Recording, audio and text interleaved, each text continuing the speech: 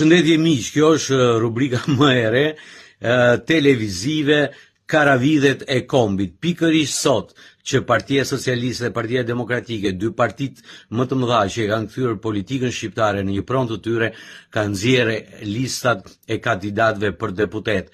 Karavidhet e Kombit do t'i quaja, emra të vjetër, të përfolur, diskredituar, emra të rinj me mentalitet të vjetër, shumë nga ata që kanë për të diskredituar e përgojuar shumë shpesh.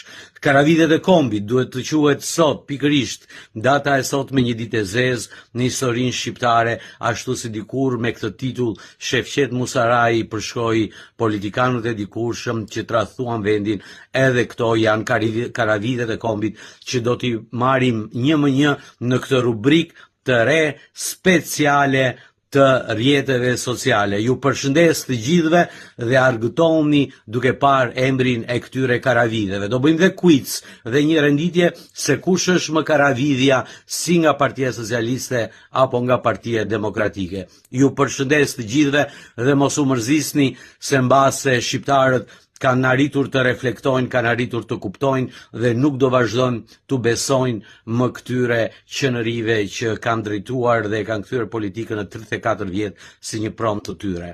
Ju përshëndes.